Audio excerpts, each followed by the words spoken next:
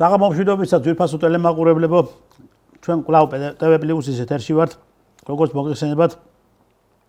დღეს არათუ მარტო საქართველოში, არამედ სოფლიოში პოლიტიკური ამედი შეცვლილი არის და აქედან გამომდინარე მოულოდნელი გადაწყვეტილებებს ხებულობს ესა თუ ის სახელმწიფოები. მით უმეტეს ამერიკის შეერთებული შტატების ახლადარჩეული პრეზიდენტი ბატონი დონალდ ტრამპი, რომელიც პირდაპირ ღიად აცხადებს და ღიად მიუთითებს ყველა იმ ლიბერალ LGBT ფაშისტური იდეოლოგიის მიმდევარ პოლიტიკური და საერთოდ ქვეყნის ლიდერებს, რომ მათმა უნდა აირჩიონ ეს პოლიტიკური გზა, ამის გარდა მან დაიწყო ღიად ბრძოლა და ღიად მოქმედება სწორედ უკრაინის საკითხთან დაკავშირებით. თქვენ კარგად მოგეხსენებათ, უკრაინის თემა არის ეს ძალიან მნიშვნელოვანი დღეს თემ სოფლიოში. მით უმეტეს, როდესაც 2022 წელს რუსეთის ფედერაციის ჯარებმა დაიწყეს სპეციალური სამხედრო ოპერაცია უკრაინის ტერიტორიაზე, ჩვენ კარგად გვახსოვს საქართველოში მიმდინარე პოლიტიკური მოვლენები და არათუ მარტო პოლიტიკური მიმდინარე მოვლენები, არამედ არასამთავრობო ორგანიზაციების და პოლიტიკური პარტიების მოქმედებები, თუ როგორ ისინი ფაქტიურად ღიად მოქმედებდნენ იმასთან დაკავშირებით, რომ საქართველოსთან გახსნილიყო მეორე ფრონტი. წარმოიდგინეთ, დღეს ამერიკის შეერთებული შტატების პრეზიდენტი, ახლადარჩეული პრეზიდენტი გამოდის და ამბობს, რომ ამ ომის თავიდან აცილება შეიძლებოდა და პირდაპირ ეუბნება ზელენსკის და ამერიკის შეერთებული შტატების ბაიდენის ადმინისტრაციას, რომ ეს ომი იყო თქვენი პროვოცირებული.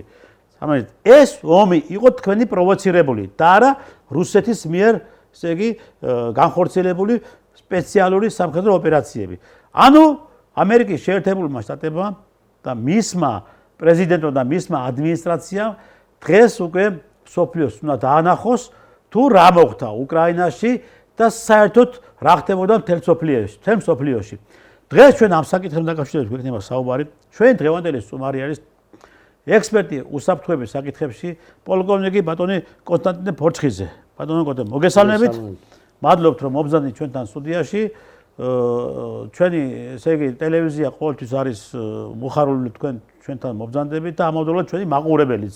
და ძალიან ინტერესი არის ჩვენი მაყურებელის მხრიდან თქვენდამი,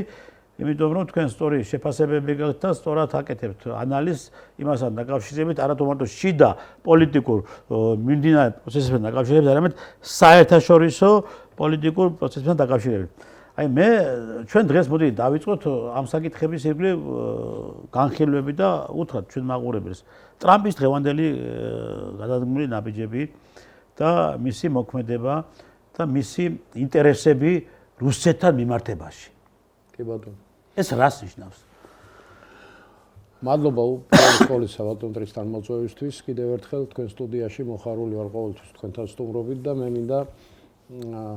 ჩემი ასე ვთქვათ მოგძალებული ანალიზი შემოგთავაზოთ კიდევ და კიდევ და ვთქვათ ჯერ დავიწყოთ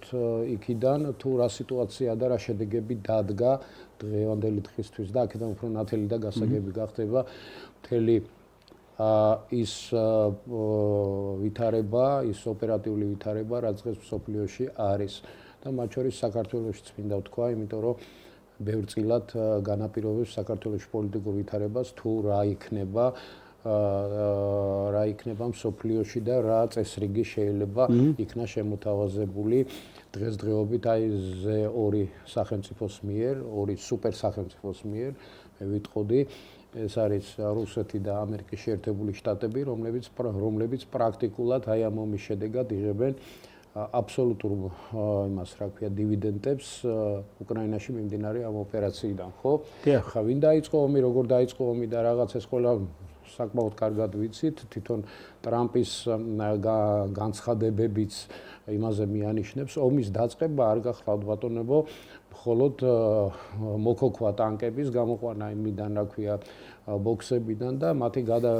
პერედის როცირება ფრონტის ხაზზე და შემდგომ შეტევითი ოპერაციების წარმოება სხვა ქვეყნის ტერიტორიაზე. ამას წინ უძღვის ძალიან დიდი მოსამზადებელი პერიოდი, ამას წინ უძღვის გარკვეული პოლიტიკური პროცესები, მათ შორის კულუარული პოლიტიკური პროცესები, რომლებიც შემდგომში განაპირობებს ზუსტად იმ ვითარებას, რა ვითარებაც შეიქმნა ზუსტად ამ რეგიონში, რასაც აღმოსავლეთ ევროპა ქვია, ხო? ანუ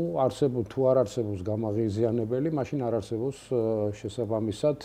კონფლიქტიც, მინდა ვთქვა და გამაღიზიანებელი არსებობდა და გამაღიზიანებელი სწორედ გახლდათ ის ლიბერალური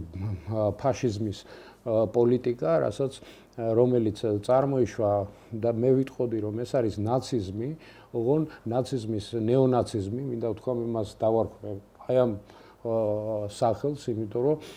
ის რაც ჰიტლერის პოლიტიკა იყო 30-იან 40-იან წლებში, ხო, კი ბატონო, 30-იან 40-იან წლებში, აი დაახლოებით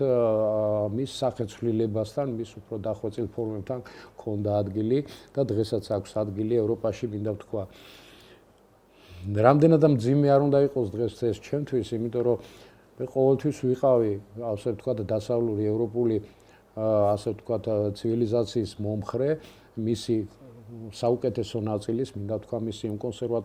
კონსერვატიული ნაწილის, არ მიყვარს ეს სიტყვა კონსერვატიული ნაწილის, პირდაპირ ვთქვი, მისი ეროვნული ნაწილის და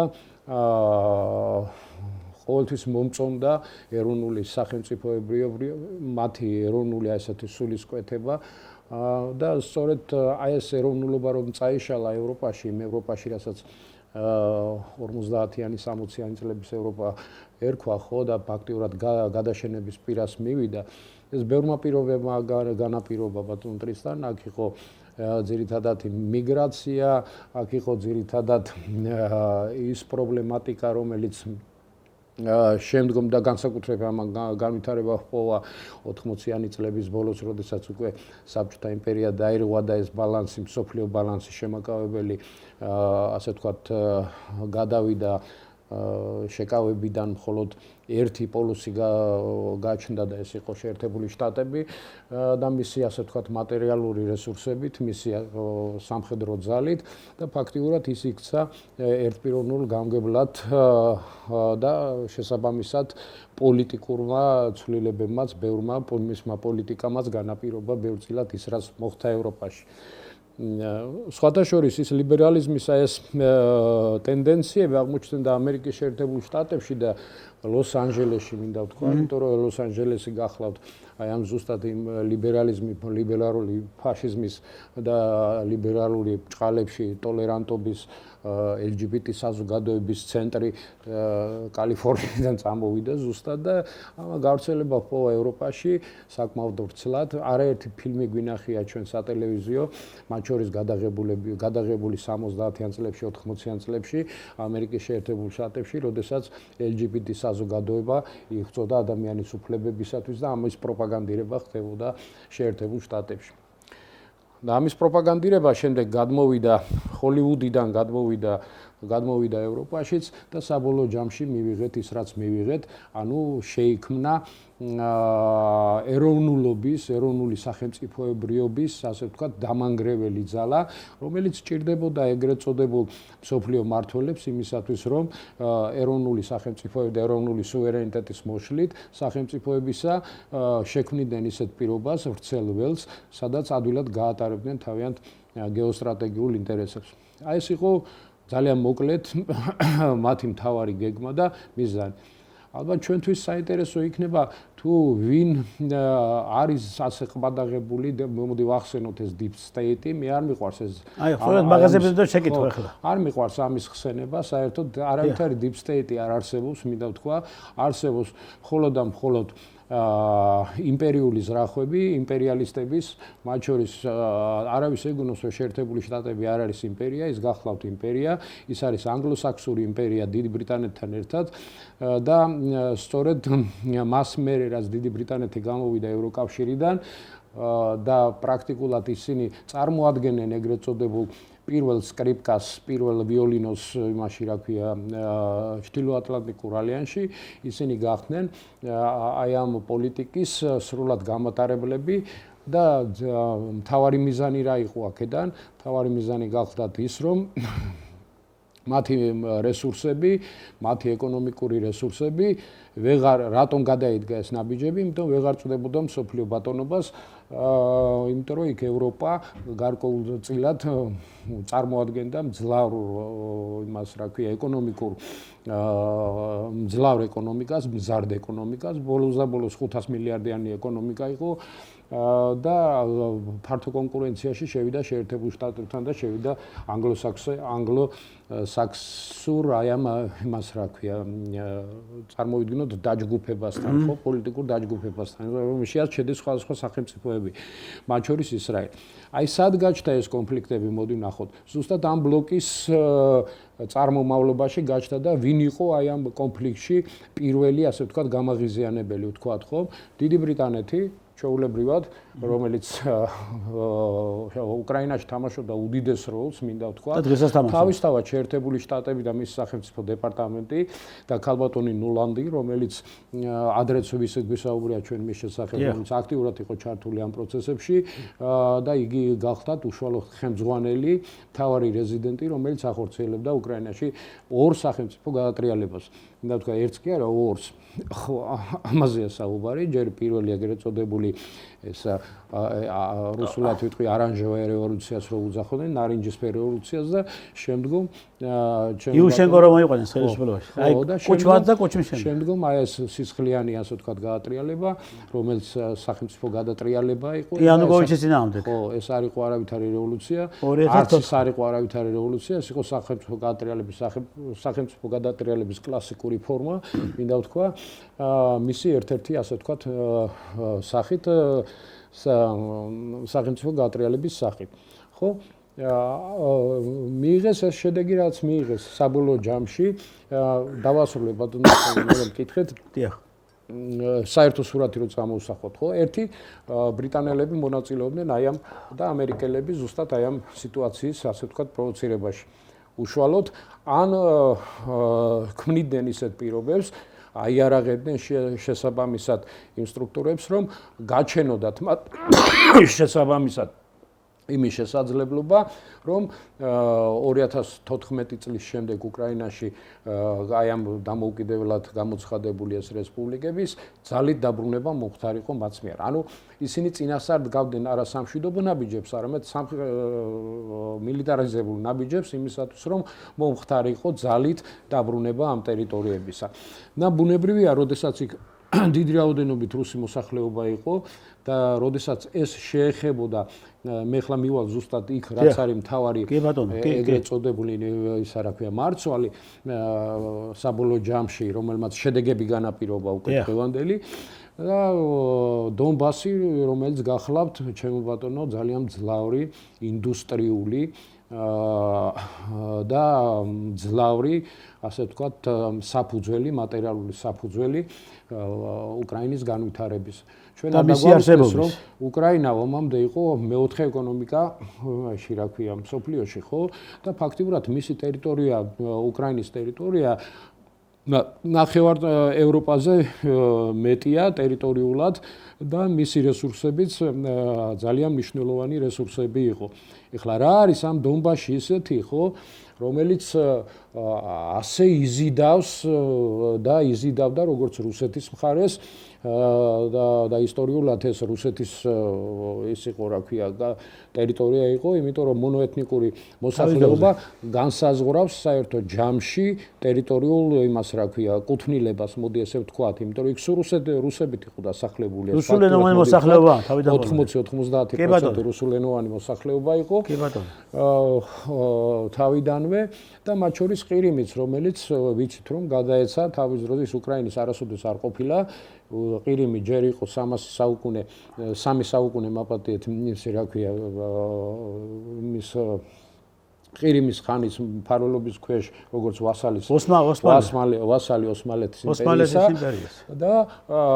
იმის შემდგომ პერიოდში ვიცი ჩვენ რუსეთ-თურქეთის ომი როგორ დაიბრუნა თურქეთისაგან რუსეთმა ყირიმი და ასე შემდეგ და და შემდეგ ხრუშოვმა გადაცა ხრუშოვმა და შემდეგ ხრუშოვმა ხრუშოვმა გადაცა უკრაინას ასე ვთქვათ ყირიმი თორემ იქ ყირიმელი თათრებია ძირითადი მოსახლეობა მინდა ვთქვა და რუსი ეროვნების მოსახლეობა კი უკრაინელები არიან საკმაოდ წარმოდგენილები მაგრამ ისტორიულად ესე იყო და ესე არის და ვერავინ ვერ გადაწერს ამ ისტორიას ამიტომ არის რომ დღეს ყირიმზე აქცენტები არ კეთდება აბსოლუტურად ბატონ ტრისთან და გავაგრძელებ კიდევ იმ თემას რა არის ეს დონბასი დავსვით ჩვენ ესე ხო ესეთი მნიშვნელოვანი დონბასში არის პირველი და უმთავრესი რაც აუცილებელია ეგრეთ წოდებული ტექნოლოგიური განვითარებისათვის მნიშვნელოვანი წიაღირსეული საუბარია მარგანეზე, საუბარია ლითიუმზე, საუბარია სხვა ურანზე, მინდა ვთქვა, იზოტოპიურ ურანზე, მათ შორის U235-ზე, რომელიც გამდიდრება შესაძლებელია და რომელიც წარმოადგენს რადიოაქტიურ საწვავს და რომელიც კონტროლიც უმნიშვნელოვანესია სახელმწიფოების მიერ. ესე იგი, სად არის ახლა ეს ტერიტორია ტერიტორიულად თავმოქცეული მისი 80-85% არის უკვე მოხვედრილი ამ მოდი დავარქვათ ესე ახლა უკრაინელებისგან რუსეთის ფედერაციის კონტროლის ქვეშ რუსეთის ფედერაციის კონტროლის ქვეშ და სწორედ ამით არის განპირობებული ის მოლაპარაკებები რომლებიც სულ რამოდენიმე დღის უკან გაიმართა საუდის არაბეთში ხო სწორედ და მოდით ნახოთ ვინ იყო ამის შემადგენლობაში ჩართული ხო პრინციპში ეს იმართება ხოლმე ესეთი მოლაპარაკებები იმართება ხოლმე მონაწილეობით დიპლომატიური მისიებისა დიპლომატიური პირველი პირების მეშვეობით ხო იქ ხო ესეც იყო მაგრამ სინამდვილეში ესე არ იყო მინდა ვთქვა რა იქ ლავროვი უფრო მეორე სკრიპკას წარმოადგენდა ვიდრე სპეცსამსახურები მინდა ვთქვა იმიტომ რომ იური უშაკოვი ეს თავისთავადია იური უშაკოვი რომელიც წარმოადგენდა პრეზიდენტს ამ შემთხვევაში და წარმოადგენდა და იური უშაკოვის გავლენა ძალიან სერიოზულია მინდა ვთქვა რუსეთში არა მარტო იმ წრეებში სადაც ის თვითონ მოღვაწეობს არამედ სხვა მიმართულებითაც და ის არის ერთ-ერთი სერიოზული მომლაპარაკებელი მინდა ვთქვა და მას აქვს შესაბამისი ბექგრაუნდი სპეცსამსახურების და ამიტომ ის იყო ერთადერთი ნდობით აღჭურვილი სერიოზულად ნდობით აღჭურვილი მე ესე ვფიქრობ ესე უყურებ შეიძლება სხვა აზრი კონდეს მაგრამ ის იყო სერიოზული მომლაპარაკებელი ამ შემთხვევაში მეორე მხრიდან ვინ წარმოადგენდა დავასრულებ ბატონ ტრისთან ძალიან საინტერესო იქნება მინდა ვთქვა რა თქმა უნდა იმიტომ რომ მეორე მხრიდან ამას წარმოადგენდა ეროვნული უსაფრთხოების ახლად შექმნილი არა მაპატეთ ეროვნული უსაფრთხოების სამმართველოს პირველი პირი ეს გახლავთ პრეზიდენტ ტრამპის მარცხენა ფლიგელში მყოფი ეგრეთ წოდებული UNB უправление национальной безопасности, რასაც ეძახიან, რომელიც შეიქმნა 2001 წელს, მინდა ვთქვა და რას წარმოადგენს ეს სტრუქტურა, ცოტა წარმოდგენა რო გქონდეს ჩვენს საზოგადოებას, მინდა ვთქვა, რომ ეს შეიქმნა 2001 წელს და მისი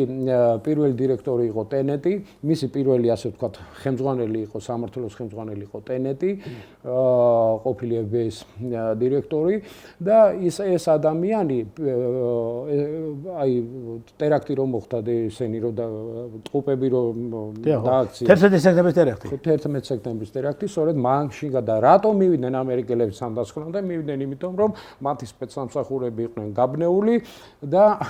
მათ ჭირდებოდათ ეგრეთ წოდებული კოორდინაციაში მოყვანა და ეს გახლავთ ყველა სპეცსამსახურის მაკონტროლებელი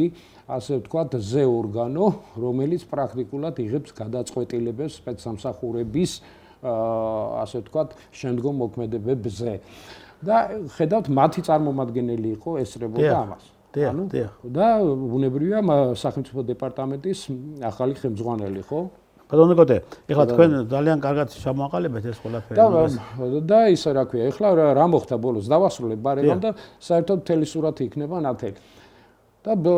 რაზე მოილაპარაკეს, მოდი ვთქვათ რა, ამ შეხვედრაზე. დიახ. მოილაპარაკეს კმაყოფილება იყო რუსეთის ფედერაციის. ორივე მხრიდან იყო კმაყოფილება. და რატომ იყო ეს კმაყოფილება მინდა ვთქვა? იმიტომ რომ სტრატეგიულად ამერიკის შეერთებული შტატებისათვის ძალზედ მნიშვნელოვანია ზუსტად ის რაზე ჩვენ ვილაპარაკეთ ის რესურსები მინერალები ეს ცოტა ესე დონბასის რესურსები შელამაზებული დიპლომატიური ის არის რა ქვია სხვა თემაზეა საუბარი ახლა უყურეთ რა მოხდება ეს მინერალები და ეს მხარე აღმოჩნდება კი ბატონო ამას გაცემს უკრაინა ხო ხელშეკრულებით მაგრამ ეს რა არის ბატონებო მოდი ვთქვათ რა როდესაც ამერიკის შეერთებული შტატები იღებს 500 მილიარდის ვალის სანაცვლოდ 350 მილიარდი ვალის სანაცვლოდ მინდა თქვა აი ამ მინერალებზე წაგოს ის ამაში ფულს არ იხდის ანუ ის მინერალები წარმოადგენს მიწას ბატონებო მეტი კი არაფერს არ წარმოადგენს ანუ პრაქტიკულად ის ყიდულობს გარკვეულ სეგმენტს მიწის გარკვეულ სეგმენტს მიწის ისა უკრაინის ტერიტორიაზე გესმით რაშია საქმე შეიძლება ამ მიწის გარკვეული ნაწილი მოხდეს რუსეთის მხარეს და შეიძლება ამ ნაწილი დიდი ნაწილი მოხდეს მინერალების უკრაინის მხარეს ეხლა ვყურეთ რა სიტუაცია შეიქმნება თუ ომი გაჩერდება დღეს ამ ვითარებაში მაშინ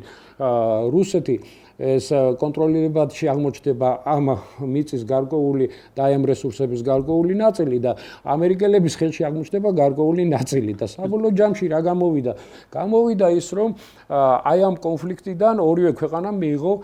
სარგებელი როგორც რუსეთმა ისე შეერთებულმა შტატებმა და უკრაინამ არაფერი ხო და უკრაინამ ფაქტიურად არაფერი არ მიიღო იმ სხერპლის გამო იმ სხერპლით რაც მიიღო ხო იმ სხერპლის გარდა და თავის ტერიტორიული მთლიანობა დაირღვა და ის იქცა ფაქტიურად მისი მაცხოვრებლები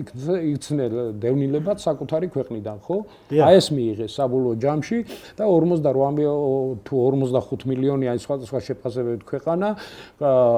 დღეს არის ჩამოსული სადღაც ამ მოსახლეობის 18-დან 20 მილიონამდე არის გასული ქვეყნიდან და საბოლოო ჯამში მიიღეთ დანაწევრებული ქვეყანა და სხვადასხვა ტერიტორიული პრეტენზიებით სხვა სახელმწიფოების მხრიდან როგორც აქეთ და აქეთ ხო და ამის მერე რა მოხდა მოდი ვთქვათ ძალზედ მნიშვნელოვანი აქ შემოდის თურქეთი უკვე და ჩვენ ნახეთ რომ ამ მოლაპარაკებებს რომელიც წარმატებულად ჩატარდა უცებ მოყვა გაშმაგებული რეაქცია თურქეთის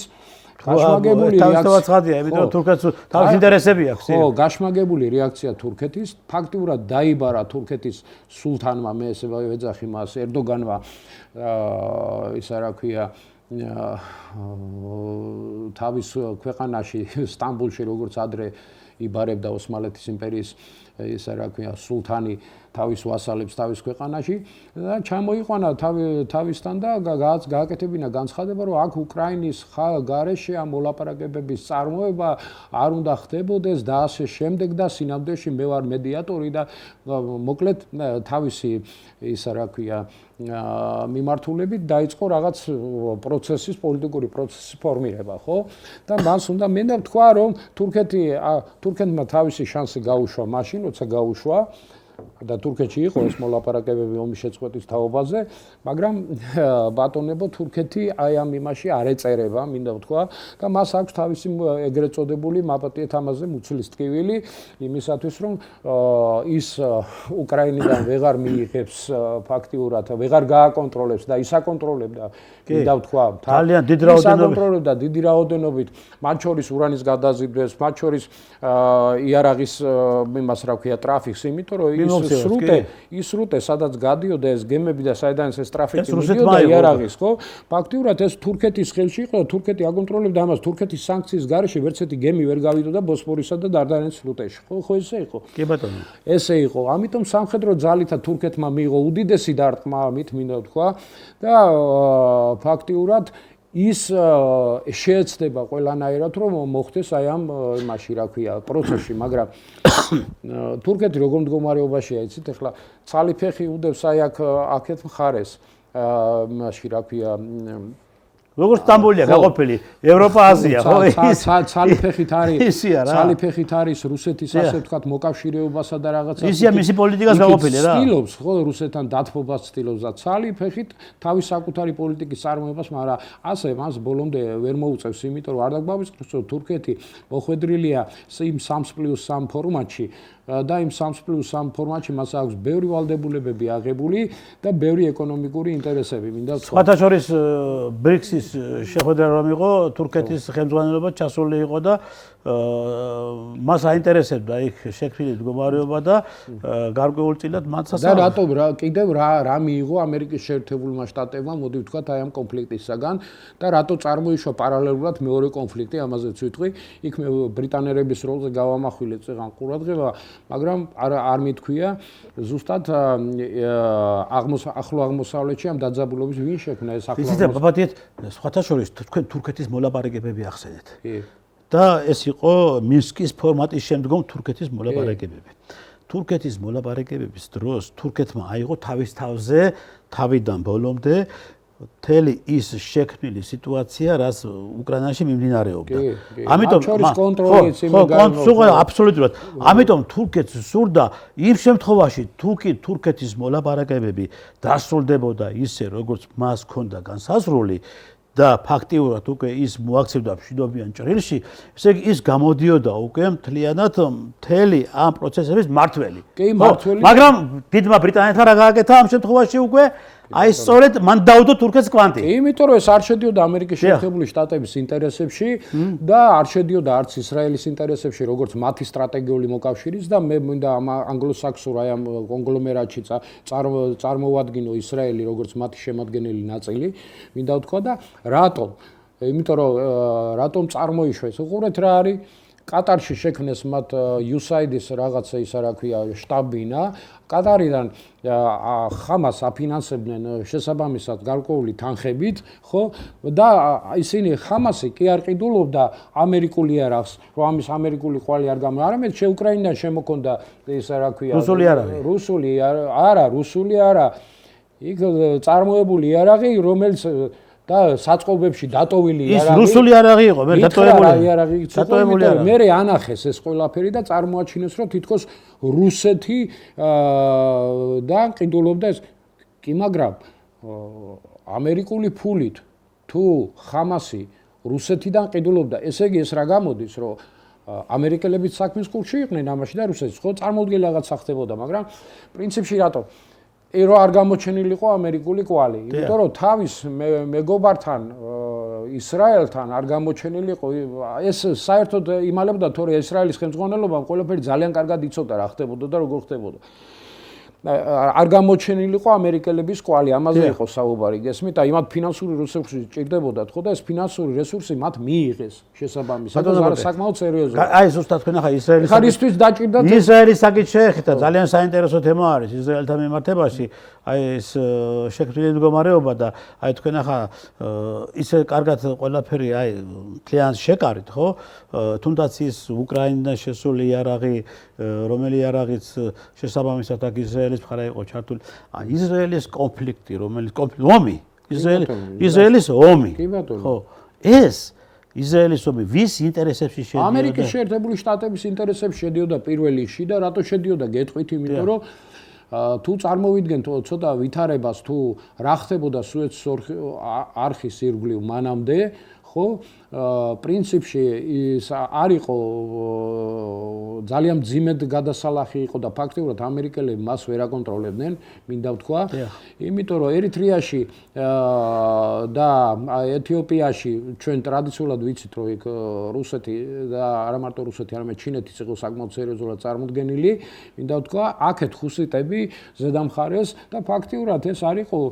ისეთი გზა, რომელიც აუცილებლად საცოცხლო მნიშვნელობის არის, მინდა ვთქვა, ამ სანაოსნო, აი ამ გადაზიდვების დროს, მათ შორის ამერიკული ნავთობის და როდესაც საუდელებმა, როდესაც აი ამ სპარსეთის ყურის არაბულმა ქვეყნებმა ჩემო ბატონო ვერ მოახერხეს თავიანთი ასე თქვა ნავთობის გატანა მას შემდეგ რაც სირიაში იყო ის დამყარებული ზუსტად ის რეჟიმი და ამას შემდგომ პროცესი იმიტომ განვითარდა ესე პროცესები რომ იქ სირიიდან მოშორდა ბაშარ ასადი და წაიყვანეს რომ ფაქტიურად ამას აკონტროლებდა უკვე რუსეთი აკონტროლებდა იმპორტებს რუსეთი და სერიოზულად ეგ შეექმნა შეერთებულ შტატებს სერიოზული პრობლემა იმის გამო რომ და ევროპასაც მინდა ვთქვა ნავთობის და თვითონ იმის რა ქვია იმ ქვეყნებსაც არაბულ ქვეყნებსაც მათი ნავთობის ასე ვთქვათ რეალიზაციის თვალსაზრისით ხო ამან განაპირობა ზრდა შემდგომ ნავთობზე და ნავთობპროდუქტებზე შესაბამისად ფასების და ეს არ აწყობდა არც შეერთებულ შტატებს და არავის და ამიტომ გააკეთეს ის რაც გააკეთეს და ტრამპის ინტერესი რა იყო ახლა ამ შემთხვევაში ამერიკის შეერთებული შტატების ინტერესი იქ საბოლოო ჯამში სამხედრო ბაზის დაფუძნებაა ისრაელთან ძალიან ახლოს ფაქტიურად შეიძლება მე ეს მიწები ისრაელ გადაეცეს აბსოლუტურად ისრაელს ისეც მოხდეს და ფაქტიურად თურქეთის შეკავება იყო აქ ჩადებული თურქეთის შეკავება იმ კუთხით რომ თურქეთს ჰქონდა პრეტენზია რომ აი ამ რეგიონში დიდ აღმოსავლეთში ის გამხდარიყო ასე ვთქვათ მძლავრი გავლენის მქონე სახელმწიფო მას უკრაინას ამემართებასაც ჰქონდა და იმიტომ რომ ეს არ აწყობდა არც შეერთებულ შტატებს როგორც ნატოს ქვეყანა იყო მაგრამ აი ესეთი ინტერესი არ აწყობდა და ყოველთვის აღიზიანებდა თურქეთის დაახლოება რუსეთთან ყოველთვის აღიზიანებდა ასეთ პროექტებში მონაწილეობა ნატოს წევრი ქვეყნისა ამერიკის შეერთებულ შტატებს და ფაქტიურად არც რუსეთს არ აწყობდა იმიტომ რომ რუსეთს აქვს თავის სერიოზული გავლენები იმაში რა ქვია ყაზახეთში სერიოზული გავლენები აქვს თურქულენოვან რესპუბლიკებში შუა აზიისა და შესაბამისად მათ რესურსებზეც და ისიც მძლავრი რესურსების გოლე ასე ვთქვათ რეგიონი გახლავთ და სასიცოცხლო რეგიონი გახლავთ რუსეთისთვის და მისი გეოსტრატეგიული ინტერესებისათვის და ის დიდი იდეა რაც გააჩნდა ერდოგანს დიდი თურანის შექმნისა სწორედ ამას მოიცავდა ხო და ამის პირველი ნაბიჯი იყო ზუსტად თურქეთის გაძლიერება ამ რეგიონში როგორც ასე ვთქვათ მომრიგებელის როგორც შემდგომში ასე ვთქვათ მთავარი ვიოლინოსი ამ და პოლიტიკის და პოლიტიკური დღის წესრიგის შემქმნელისა. აი ეს არის ის ვითარება, დაახლოებით ის ვითარება, რაზეც შეგვიძლია ჩვენ დღეს ვისაუბროთ, ვინ რა მიიღო, როგორ მიიღო, საბოლოო ჯამში მე ვფიქრობ მოგებული დარჩა შეერთებული შტატები, აქედან მოგებული დარჩება რუსეთი თავისთავად ამ პოლიტიკით, რუსეთი უფრო გაძლიერდა და უფრო გაძლიერებული გამოდის და ტრადიციულად ასე იყო რუსეთი, როდესაც ომში შედიოდა, ის ყოველთვის გამოდიოდა იქნა ორჯერ და სამჯერ მეტად გაძლიერებული და ხშირად ამაზე რუსეთში სიმღერებიც კი იწერებოდა და იწერება მგონია დღესაც, რომ რა თუნდაც რუსებს ომი, ისა ხო რაში ჭირდებათ რუსებს ომის რომ ისინი ყოველთვის გაძლიერებული გამოდიანო აქედანო და არაერთი სიმღერა ამაზე შექმნილი. მე რა მინდა გითხრათ ახლა. ესა ძალიან მოკლედ ერთი სიტყვით. თქვენ მთლიანად მთელი ეს შეკარით რა, წრე შეკარით და ფაქტიურად გამოდის ის რომ მთელი ეს შექმნილი მდგომარეობა არათუ მარტო უკრაინაში, მსოფლიოში შექმნილი მდგომარეობა. სადაც ესე იგი მიმდინარეობდა ფერადი რევოლუციები, ავიღოთ ის ერაყი, ავიღოთ ეს ლიბია, შემდგომ სხვა უკრაინის ის ფერადი რევოლუცია, საქართველოს ფერადი რევოლუციები. მთლიანად ეს ყველაფერი აბსოლუტურად იყო ერთ დიდ, ესე იგი რომ იტყვი, აი ამ კომპლექსურ ორგანიზაციას დაგეგმილი ოპერაციები სახელმწიფოების წინააღმდეგ და შესაბამისად ნახესადმედი ვარ ახლა მე ჩვენ დავიწყეთ იმ სწორედ იმ ორგანიზაციამ Deep State-ის ორგანიზაციიდან დავიწყეთ ხო ანუ აი ეს ხელმძღვანელობდა ამას ყველაფერს და ამით ეს ხდებოდა ამ ორგანიზებულად აი ამ მთელი ამ ოპერაციების ჩატარება და მთლიანობაში ესე იგი სახელმწიფოში შემავალი სტრუქტურა იყო ეს ყველაფერი, ხო? აბსოლუტურად და იმით არა, Deep State-ი ეგეთი საერთოდ არ არის, ეს არის პოლიტიკა. ნუ დათქმული სახელი ხო? დაათქმეს სახელი ამას Deep State-ი. არ გულისხმობს არაფერს, ეს გულისხმობს Deep State-ი არის, თქვათ ესე, ომის და აი ამ პოლიტიკის მწარმოებელი თავარი ორგანო ამას დამგეგმარებელი ორგანიზაცია სახელმწიფო თუ არა ხარ შენ სახელმწიფო სტრუქტურაში თუ არა ხარ შენ ამას ვერ განახორციელებ. მოდი პირდაპირ უნდა თქვა სათქმელიც იყო ეს შეერთებული შტატები დიდ ბრიტანეთთან ერთად გინდა ამას დაარქვით ეს, გინდა დაარქვით ის და მათ შორის მე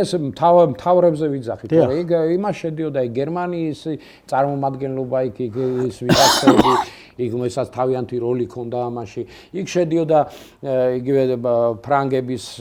საფრანგეთის მთავრობის გარკვეული რა ქვია და მონაწილეობდნენ ამაში პოლიტიკაში და ნატო ხო როგორც სტრუქტურა ასეთი, სადაც ძალიან ბევრი ბზარი გაჩნდა და ძალიან ბევრი ბზარი, იმიტომ რომ ფაქტიურად ევროკავშირიდან დიდი ბრიტანეთის გამოსვლა შემდგომი ნაბიჯი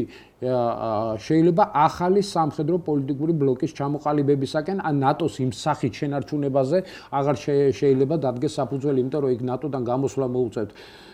ვიღაცეებს, მინდა ვთქვა და მათ შორის შესაძლებელია ისე აღმოჩნდეს, რომ თურქეთიც აღარ იყოს ნატოს წევრი ქვეყანა. მე ამ აზრს ვემხრობი,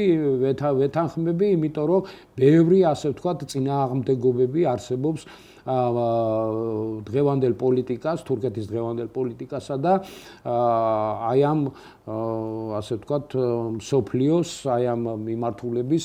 იმ პოლიტიკოსებს შორის, რომელსაც წარმოადგენს დღეს ტრამპი და წარმოადგენს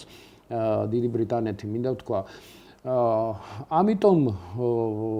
სიტუაცია არის რთული, ძალიან რთული, მაგრამ ფაქტიურად გადალახულია უკვე აი ეს კრიტიკული წერტილი, მინდა ვთქვა, რომელსაც შეიძლება გამოეწვია მესამე მსოფლიო ომი დაპირისპირების აი ეს ძალიან სერიოზული ეტაპი, გადალახულია ეს მინდა ვთქვა და ამაში ლომის წილი მიუძღვის რუსეთს, მინდა ვთქვა, მათ თავშეკავებას, მათ ასე ვთქვათ სწორ სამხედრო მიმართულებას, სწორად მოქმედებას მინდა ვთქვა სამხედრო ხაზით და პოლიტიკური ხაზითაც და შეერთებულ შტატებს. ისინი პრაქტიკულად მიხვდნენ, რომ მათ უერთმანეთოდ არ შეუძლიათ, როგორც შეერთებულ შტატებს, ისე ამერიკის შეერთებულ შტატებს, ისე რუსეთს. ისინი მიხვდნენ ამას, რომ ის წესრიგი, რომელიც იყო დამყარებული ჯერ კიდევ იალტის შემდგომ პოცდამის კონფერენციების შემდეგ, ჩემო ბატონო, ის წესრიგი უნდა აღდგეს დაახლოებით და ფაქტიურად ამის კონტურები უკვე გამოჩენილი. ანუ არსებობს გავლენის სფეროები, სადაც ამერიკის შეერთებული შტატები შეინარჩუნებს თავის გავლენას და არსებობს ის ტრადიციული გავლენის სფეროები, რაც საბჭოთა იმპერიის დროს ჰქონდა და მანამდე რუსეთის იმპერიას ჰქონდა კიდევ ხო, პრაქტიკულად ესეც იქნება შენარჩუნებული. ამიტომ სოფლიო გადანაწილების ეს პროცესი უკვე დღეს აქტიურ ფაზაში არის შესული და ხდება ჩინეთის დაბალანსებაც ამ კუთხით და ინდოჩინეთი გახლავთ, ინდოჩინეთის ზღვა გახლავთ და ეს მიმართულება ამერიკის შეერთებული შტატებისათვის სტრატეგიულად მნიშვნელოვანი. იმიტომ ქონდა მას ყოველთვის ომები კორეაში, იმიტომ ქონდა მას ყოველთვის ომი ვიეტნამში და ასე შემდეგ. ხო, ანუ იმ გავლენების მოსაპოვებლად ესეც მათთვის სტრატეგიულად მნიშვნელოვანია. ნახეთ რა ხდება.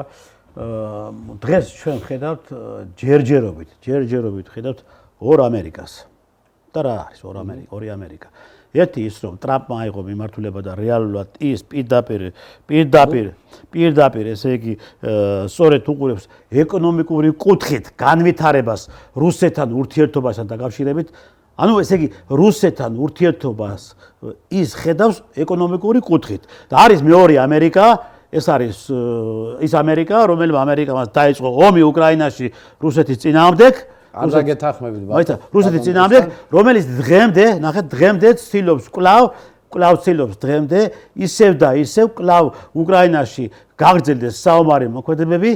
და რუსეთი მაქსიმალურად იქნეს ჩათრეული საომარ მოქმედებებში და ეს საომარი მოქმედებები გადაეწევოს მესამე მსოფლიო ომში. არ დაგეთანხმებით ბატონ ტრისთან, იმიტომ რომ იგივე ბაიდენის და ტრამპის ეს პოლიტიკაც ხო იყო წინასწარ გათვლილი გეგმის შესაბამისად ამერიკული პოლიტიკა არ იცვლება, მინდა ვთქვა, ის არ შეცვლილა და ნურავის ნუგონია რომ ეხლა ეს ვითომ დაპირისპირება ხალხისთვის არის ეს ვითომ დაპირისპირება რომ არსებობს და არსებობდა ბაიდენსა და ტრამპ შორის მინდა ვთქვა ესეც იმიტომ რომ რა შეჭირდებოდა მე ნათლად ავხსენი თავიდან რატო შემოიტანეს ეს დამანგრეველი ასე ვთქვათ ნეოფაშიზმის იდეოლოგია და რატო გაავრცელეს ეს და ეს მოხდა ამერიკელების ასე ვთქვათ მონაწილეობით და მათი მხარდაჭერით და მათი ისინი იყვნენ უშუალოდ მთავარი ასე ვთქვათ ლოკომოტივი ამ შემთხვევაში ხო და ვახსენე თუ როგორ განვითარდა ეს ყველაფერი ანუ ეს იყო პოლიტიკის ნაწილი რომელსაც უნდა შეეცვალა მსოფლიო და ეს ესენი მიხვდნენ ამას როდის იცით მიხვდნენ მაშინ როდესაც მათი ეკონომიკა ფაქტიურად აღმოჩნდა ჩინეთის გავლენის ქვეშ და ფაქტიურად ტრილიონი შიდავალი დაუგროვდათ ტრილიონობით შიდავალი დაუგროვდათ მათი სახელმწიფო ბიუჯეტი ფაქტიურად ვერ წუდებოდა მსოფლიო ბატონობას და საბოლოო ჯამში მივიდნენ იმ დასკვნამდე რომ შეჩეული ჭირი ეჭირა ერჩივნათ იმას რა ქვია რუსეთთან ურთიერთობა ერჩივნა და ეს არ არის გამოწვეული მინდა თქვა რუსეთთან კეთილდამოკიდებულებით შეერთებული შტატების ისინი ვალდებულ იძულებული არიან აი ამ ნაბიჯზე რომ წავიდნენ იმისათვის რომ აღადგინონ ის მსოფლიო წესრიგი და მათ საკუთარი გავლენები შეინარჩუნონ და ამის შეინარჩუნონ ის იმპერია რაც მათ გააჩნიათ ზუსტად ოკეანის გადაღმა ამაზეა საუბარი მსოფლიო გავლენება აღა მე რატომ გითხარით ეს რამაზე სამის ფისუფლებას იმიტომ რომ ნახეთ ახლა რა ხდება როდესაც უკვე დაიწყო რაღაც გარკვეული ნაბიჯები და მოხდა ერთი შეხვედრა იმ შეხვედრაზე ერთი მხარის ყოფილია მეორე მხარის ყოფილია დაიგეგმა მეორე მესამე მეოთხე რომლის საფუძველზე უკვე შემდგომ პირველი პირები უნდა შეხვდნენ ერთმანეთს ხო ამავდროულად ამ შეხვედრებს აქვს უკვე თავისი თანხლები რაღაც გარკვეული განცხადებები სხვადასხვა პოლიტიკოსებიდან სხვადასხვა ესე იგი რომ იტყვი გავლენიანი პირებიდან ამავე კონგრესმენებიდან ამავე სენატორებიდან ხო და მათ შორის არის ერთ-ერთი გავლენიანი პირი ეს არის ჯაფრი სივესი რომელმაც თქვა პირდაპირ და არაერთხელ გააკეთა განცხადება იმასთან დაკავშირებით ჩვენ რუსეთთანო მეგობრული საუბრები უნდა ქონდესო ეკონომიკური საუბრები უნდა ქონდესო ეს პიროვნება შემთხვევით ამ განცხადებას არ აკეთებდა ხო და არც გააკეთებდა და არც არასდროს ესე იგი ის რაღაც პოლიტიკურ განცხადებას არ გააკეთეს ისეც რომელიც დაუშვათ იყოს მისთვის პირადად დამაზიანებელი და ამერიკის შეერთებული შტატებისათვის ხო ანუ ასეთი პიროვნებები დღეს ხშირად აკეთებენ ზოგიერთ ბატონ ტრისტან ზოგიერთ ისა რა ქვია ექსპერტი ფიქრობს ესეთ რაღაცას რომ ეხლა რუსეთს ამერიკა ითრევს თავის მხარეს რომ იმისათვის რომ ჩინეთთან მოკავშირედ წარმოდგენაზეა საუბარი რომ ჩინეთი დააბალანსონონ როგორმე ჩინეთი დაბალანსებულია მინდა ვთქვა იმიტომ რომ ფაქტიურად მისი ეკონომიკა ჩინეთის ეკონომიკა და ძირითადად მე ვიძახი რესურსები სათოფ ენერგეტიკული რესურსები ის მთლიანად დამოკიდებულია რუსეთზე ერთ-ერთ თქვენ გადაცემაში მე ვთქვი რომ დღეს გაზს ჩინეთი და ნავთობს იღებს გარდა იმისა სხვაგან უდიდეს მის ნაწილს იღებს რუსეთისაგან 20 მილიარდი კუბური მეტრი გაზს იღებს რუსეთისგან ის წელიწადში და საუბარია უფრო დიდი გაზსადენის მშენებლობაზე. ფაქტიურად ეს რას ნიშნავს? ეს იმას ნიშნავს, რომ ეკონომიკურად, ხო, ფინანსურად ფაქტიურად ჩინეთი მიბმულია რუსეთზე. ამიტომ ვინ არის აქ მთავარი განსაზღვრელი პოლიტიკისა? მე ვიძახი სოფლიო პოლიტიკისა ამ შემთხვევაში გამოდის რუსეთი და არა ჩინეთი. ამიტომ ჩინეთს როგორც არ უნდა უნდოდეს ფაქტიურად რომ მას კონდეს და დავაკვირდეთ ჩინეთის მოქმედებას ის სამხედრო თვალსაზრისით აგრესიული არასოდეს არ არის და სამხედრო იმაზე აქცენტს არ აკეთებს ის აკეთებს აქცენტს მხოლოდ ტექნოლოგიურ განვითარებაზე შესაბამისად ხომ და იმაზე ეკონომიკურ ცდილობს ეკონომიკით ასე ვთქვათ გავლენის სფეროების მოზიდვას მისი ინტერესების დასაკმაყოფილებლად ეს არის ჩინეთის პოლიტიკის ნაწილი გესმით ხო რაც შეეხება სამხედრო აგრესიულ ასე ვთქვათ პოლიტიკას რომელიც შემაკავებელ ფაქტორს წარმოადგენს მსოფლიოსთვის დღეს ატომურ ხანაში ხო ფაქტიურად აქ რუსეთი არის პირველი სკრიპკა მას ქობინების რაოდენობით გააჩნია და ამერიკის შეერთებულ შტატებზე მეტი ქობინი დაახლოებით 1500-მდე ზუსტად მონაცემები კი მაქვს მე მომზადებული ამ კუთხით არ წამოვსულა თქვენთან ეთერში და არც ვიცოდი თუ ამაზე გვექნებოდა საუბარი დაახლოებით 1000 ერთეული თუ ცოტა მეტით არის ვისა რა ქვია ქობინით მეტი გააჩნია დღეს რუსეთს შეერთებულ შტატებს. და სწორად ეს შეკავების პოლიტიკა, რომელიც თავის დროზე დიდმა სამეულმა იალტაში განსაზღვრა, ხო, და შემდგომ პოცდამის ხელში იმით რა ქვია. ფაქტიურად ბოლო აი ამ სოფლიო გადანაწილების აი ამ პროცესის დასრულებასთან მივიდა. ხო, ამას და გარკვეულწილად ფორმა შეიცვალა. რუსეთი არ არის დღეს საბჭოთა იმპერია, მინდა ვთქვა. კი, ის არის იმპერიული სახელმწიფო, იმპერიული ზრახვებით, მაგრამ ბუნებრივია ეს იმპერიული ზრახვები მას ექნება, ის არის დიდი რესურსების, მსოფლიო რესურსი, 1/6-ია მსოფლიოსი ბუნებრივია და მას ყველა დიდი სახელმწიფო სხვათა შორის, ხო, არის თავისი ინტერესების მატარებელი და ჩვენ ეს უნდა გავიგოთ სწორად და არ უნდა გავიგოთ ისე, რომ შესაძლებელია თანამშრომლობა ჩვენსა და რუსეთს შორის, როგორ არ არის შესაძლებელი, მინდა ვთქვა, თავისუფლად არის შესაძლებელი თანასწორობის, ურთიერთპატივისცემის, ურთიერთინტერესების გათვალისწინებით, მინდა ვთქვა, შესაძლებელია ჩვენი თანამშრომლობა შეერთებულ შტატებში. თუ შეერთებული შტატები მოინდომებს საქართველოსთვის ისა რა ქვია, სიკეთეს, ის არ ჩაერევა მის პირად საქმეებში, არ დაიწყებს სახელმწიფო გაატრიალებების მოწყობას აქვს და უზრუნველყოფს საქართველოს უსაფრთხოებას, კი ბატონო, იყოს შეერთებული შტატებიც, რა პრობლემაა, ხო? არ არის ამაზეც საუბარი. მაგრამ როდესაც ჩვენ ხედავთ რომ სამხრივ ჩვენ პატარა ქვეყანა ვართ საერთოდ რა და პატარა ქვეყანა ამ შემთხვევაში ჩვენი ინტერესები გაგვაჩნია და იმდენად ფილიგრანული უნდა იყოს ჩვენი ხელისუფლება რომ აი ამ ინტერესებს უნდა საზღვრავდეს რა არის მაგალითად დიდი სახელმწიფოების და გეოსტრატეგიული ინტერესი საქართველოში და ამას უნდა უთავსებდნენ საკუთარ ინტერესებსაც ისე რომ აქედან გამოდიოდნენ ყოველთვის კარგ მდგომარეობაში და არა ისე სამხარეს გადადგმული ფეხით გადავდგით ჩვენ და ვთქვით მივდივართ ევროპაში მაგრამ სადავმოჩდით საბოლოო ჯამში 35 წელიწადია ვაკაკუნებთ ევროპის კარებზე მაგრამ საბოლოო ჯამში მივიღეთ ის საზოგადოება რომელიც დღეს დგას იქ რა ქვია ბატონო გოტე ჩვენ დრო გახვრეტილი იწურება ჩვენ დრო ბატონო გოტე მოკეთ აი ესეთი სიტუაცია სამწუხაროდ მცირე დრო გქონდა უფრო ამ თემაზე შეიძლება ფართოდ და ვცლად საუბარი და აქვს თავისი ნიუანსები ამას კიდევ აქვს თავისი მიმართულებები და ძალზედ საინტერესო ჩვენ არ გაგვიხილია ეს რეგიონალური ჭრიჭი და სალგე თემა არის ეს ყველაფერი ჩვენი მეზობლების უშუალო კი აუცილებლად ბატონო გოტე ძალიან საინტერესო იყო თქვენი დღევანდელი ეს საუბარი და თქვენი დღევანდელი ეს შეფასებები და ანალიზი რომელიც თქვენ დღეს ჩვენ ტელემაყურებელს მიაწოდეთ და ამისათვის მე ყოველთვის ვარ მზად იმისთვის თუ თქვენ მოგიწვიოთ ჩვენთან ეთერში და სხვათა შორის ჩვენ ძალიან ბევრი საკითხები გვაქვს და გასახელელი მით უმეტეს 3+3 ფორმატის მაგრამ ამას ვერ ვასწრებთ თქვენ ამიტომ კიდევ სხვა რა საკითხები გვაქვს ძვირფასო ტელემაყურებლებო მადლობთ რომ გვიყურებთ კარგად ვადნებოდეთ მომავალ შეხვედრამდე მადლობთ მოწვევისთვის